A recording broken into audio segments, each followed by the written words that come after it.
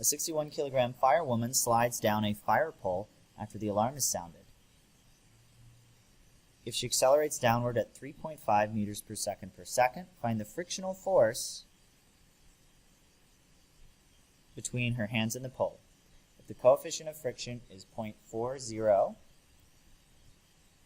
find the normal force between her hands and the pole. Okay, so this is a two-parter. Let's diagram the forces acting on her.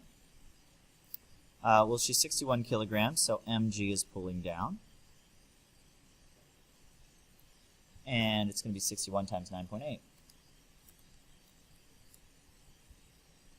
598 newtons. There's an upward force on her. She's sliding down the fire pole. So that means friction is actually going to be opposing her motion. It's pointing up. Force of friction is up. Now, if she's holding on to the fire pole, then that means there are going to be normal forces at her hand. And there's actually going to be normal forces in both directions. Fn. So let's call it R and R. And we know they have to cancel because she's not moving left or right. But there is a normal force between her hands and the pole. We're also given that the acceleration is down 3.5 meters per second squared. So first, let's find the frictional force. Now, I don't know what it is, but I do know, well, let's just set up Newton's second law. Since I know mg, I'm going to set up Newton's second law in the y direction. Sigma Fy equals m Ay. The forces acting in the y are mg is down minus force of friction is equal to m Ay. If I solve that for the force of friction, move friction to the other side, I get mg minus m Ay equals the frictional force. Subtract that. So my force of friction is 598 newtons minus 61 kilograms times 3.5 meters per second squared. 598 minus 61 times 3.5 is 385 newtons. Okay, there we go. With Newton's second law, we got the force of friction. Part 2 says, find the normal force if the coefficient of friction is 0.40. Well, we know force of friction is mu times the normal force. There's the normal force. So if we solve for R, we get R is force of friction over mu. 385 newtons divided by 0.40. Really, we should round this to 300 to 2 sig figs. We'll come back to that later. 385 over 0.40 gives us a normal force of 960 newtons, and that's to 2 sig figs.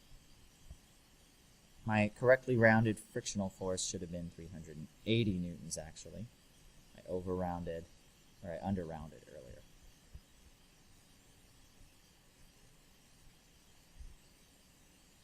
Okay, one more question. Find the coefficient of friction if a softball player suddenly comes sliding to a stop on a horizontal, sandy surface. He was running at 2.5 meters per second and slides to a stop in 0.75 seconds. So I'm going to draw a free body diagram. We have mg pulling down. We have our normal force pushing up. And if our softball player is sliding to the left, the frictional force is pointing to the right.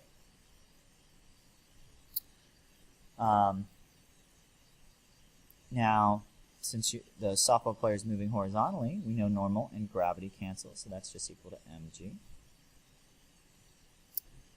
And, well, we know the initial velocity. We know that he slides to a stop, and we know the time. So we can find the acceleration. It's just going to be delta v over t, which is change in velocity is 2.5 meters per second over 0.75.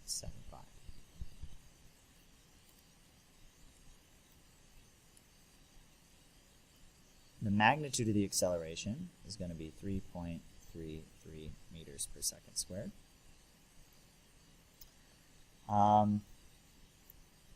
We want to find the coefficient of friction, so I'm just going to set up Newton's second law since I know the acceleration. Sigma f in the x equals m a x. The only x force is friction. Friction is mass times acceleration in the x direction. I know acceleration, but I don't know mass and I don't know friction. But I have an equation for friction. It's mu times the normal force.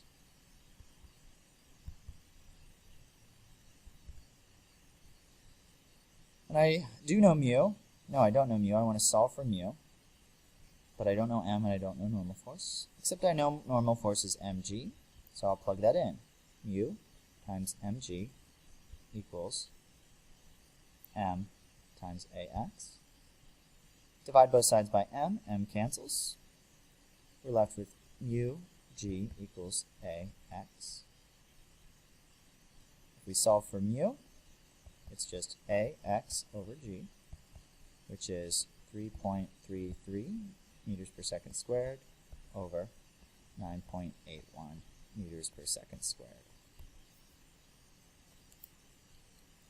We get 0.34 as the coefficient of dynamic friction. That's all. Hope those were helpful. Bye.